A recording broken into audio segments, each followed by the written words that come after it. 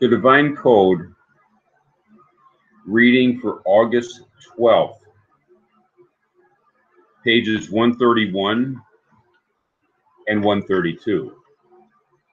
We're in the Prohibition of Adultery and the introduction to that unit.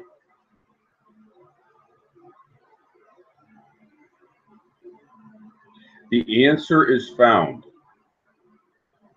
in the generic Hebrew term for idolatry, Avodah Zarah. Literally, it means strange worship, in the sense of being outside the boundaries of what is permitted. In other words, the worship of anything other than God alone is an act of idolatry. And worship is in the broad sense of the term, looking towards, gazing towards, doing acts in this world towards. So anything that the person is doing that's motivated other than godliness would be considered in the broad term of idolatry, not necessarily legally liable, but the broad term of idolatry is what's being spoken of here. The principle commanded with regard to idolatry is that one should not worship any of the created beings, neither angel, nor sphere, nor star, neither any of the four elements, nor anything formed from them. Even if the worshiper knows that Hashem is God, and that he only worships this creature in the manner that Enoch and his contemporaries worshiped at first, he is still an idolater. Hashem literally means the name. It is the general non-sacred substitution in Hebrew for, and we have the English terms, the Lord or God. It's the highest. There's two words in the Hebrew that are the highest names of God, and the worship is directed towards these two names. They might incorporate other names, but they're directed towards these two names. These two names are referred under the normal term Hashem.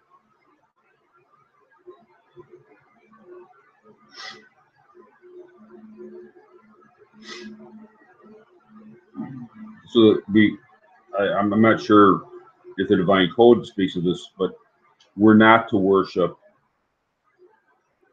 towards other names of God, even though they are legitimate names of God. They're utilized. The other names are utilized, and the worship is towards Hashem. And it would even be explained in some text that even Hashem, it's more of a directional. That we're worshiping beyond Hashem is where the anchor is actually, but that's outside of this world, and therefore it's not really something that's talked about, and it doesn't, I'm not sure if it's really relevant in a halakhic work, but in the introduction we're going in more of a philosophical understanding. So it's beyond even Hashem, going outside of this world is where the focus is. It's like a focus on a three-dimensional painting where it just kind of goes out to a point. Our focus is towards the point, and actually beyond the point is where we understand that everything comes from. And everything else is directed based upon that point, or what's beyond the point. Enoch was a grandson of Adam. The practice of Avodah Zarah, strange worship, started in his generation, Shitargan Yonathan on Genesis 4:3, Sifri on the Torah portion, Akef, chapter 43.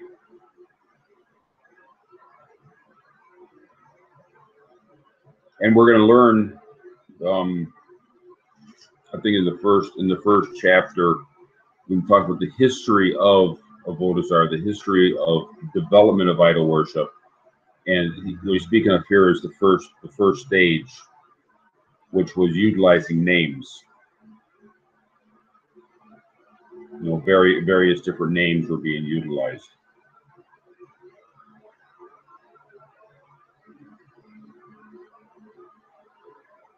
It is against this that the Torah warns us when stating, "Lest you lift up your eyes unto heaven and see the sun and the moon and the stars, which Hashem your God has allotted unto these peoples."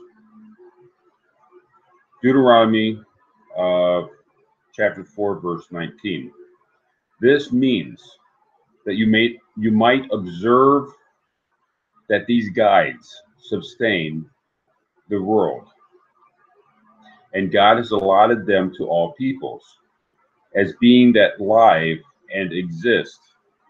No, as beings that live and exist, and do not suffer decomposition as all other things in the world do, and thus conclude that it is proper to bow down to them and to worship them. So it's not as easily noticeable today, but the stars and the planets are involved in what's called the divine providence. They're the mechanisms involved. They're mechanisms involved in divine providence. And what we see in divine providence in this world, like the rain, the different items within this world, we see that they flux and they decay and they move this way and that way. The stars and the planets seem to follow a normal pattern, a reliable pattern that we can predict, you know, thousands of years, millions of years in the future or the past. And therefore we have a feeling of reliance upon it. If we're going to hold on to something, that might seem like something to hold on to. It's a natural tendency, you know, that there's today's science, we might call it the laws of, you know, the laws of science, that there's certain things, you know, 1 + 1 = 2, certain things that we can rely upon. In the ancient days, before the destruction of the first temple, it was possible to actually see this stuff functioning in the celestial realm. Today we don't see it. Doesn't mean it doesn't exist, just means we don't see it as functioning as such. So that's what's being warned against here, is looking towards scientific ideas and feeling that we can rely upon them, base our judgments upon those things, like the law of gravity and such.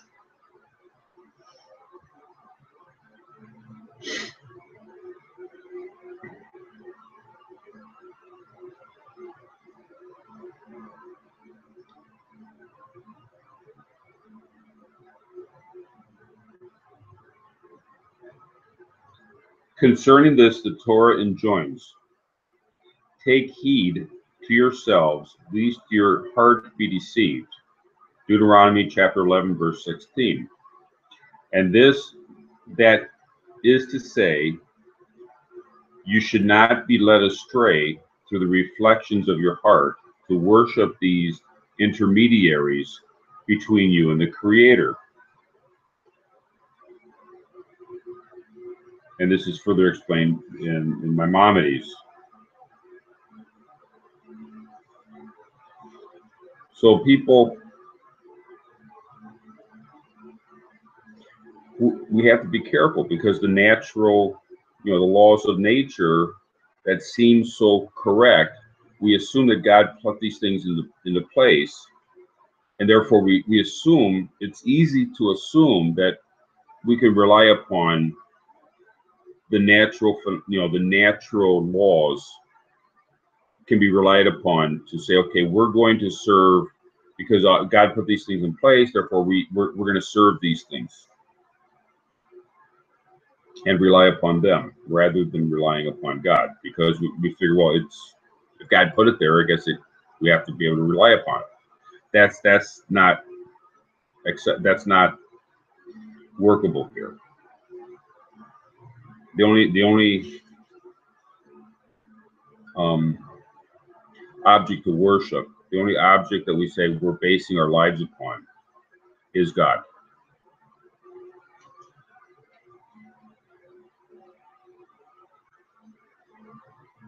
In his formation of the 13 principles of faith, Maimonides writes, the fifth principle, God, blessed be he, is the one that is appropriate to worship and to exalt him and to make known his greatness and the obligation of obedience to his commandments. One is not to do so to any being lower than he, be it the angels, the stars, the spheres, or the elements, and what is compounded from them. For all these have been fashioned according to the functions they are to perform. They have no control or free will, but function exclusively according to his will. May he be exalted. One is not to relate to them as intermediaries through which to draw near to God. Our thoughts must be directed exclusively to God. May he be exalted. And anything other than God must be put aside. This is the fifth principle, the prohibition of idolatry. And the greater part of the Torah cautions us about this.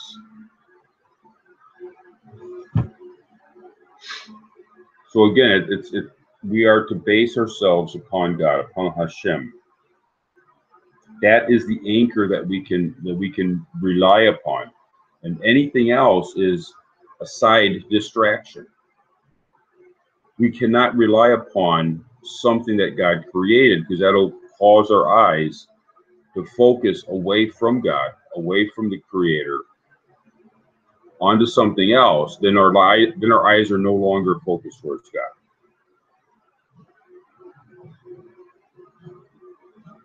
I mean, we're aware of these things, but our focus, our mind, our heart is to be focused towards God.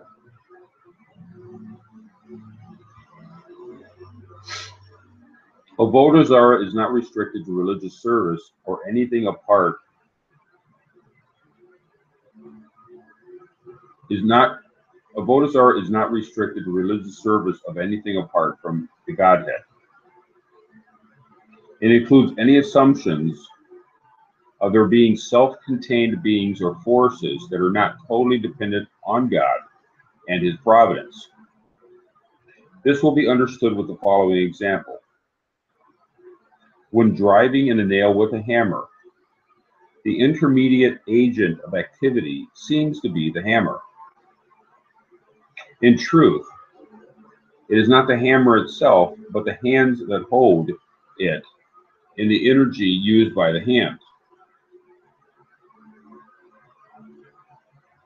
So too, everything in the universe is forever altogether subject to God and his will. So the hammer is just an extension of the will of the person holding it. So too, everything in the universe is an extension of the will of God. Now we can say, okay, well, that's an extension of the will of God, therefore I can focus on that object. But the problem is that object only makes sense in the vastness of the universe. And therefore, if we're focusing on that one part, we're missing all the rest of it. We're not going to understand what's going on. Now, we can be aware of the one part, but we're not to make that an independent thing. I mean, our focus is on God. We're navigating through life. We're going to interact with all the parts, but we're not to focus on the parts.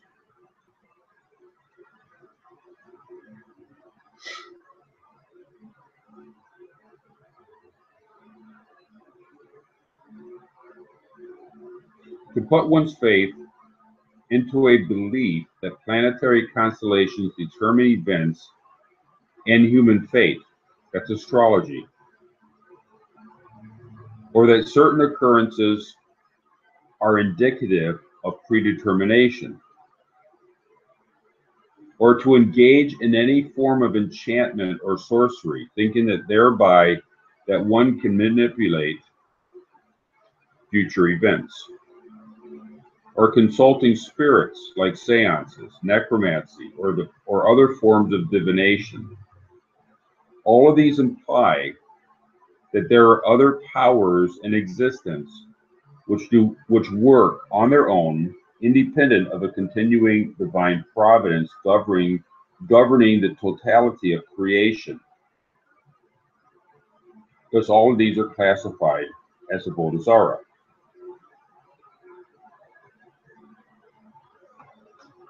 So the interesting thing is that all this list, the astrology and necromancy, these things actually work.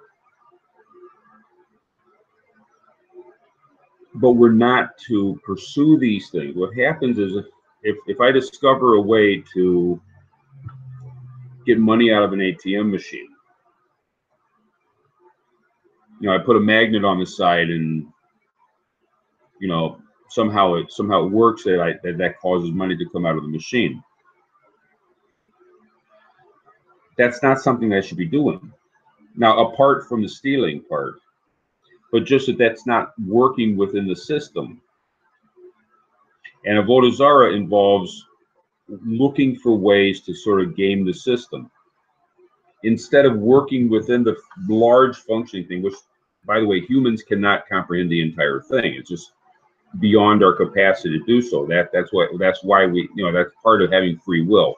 Part of having free will is we can't have the totality of awareness of existence.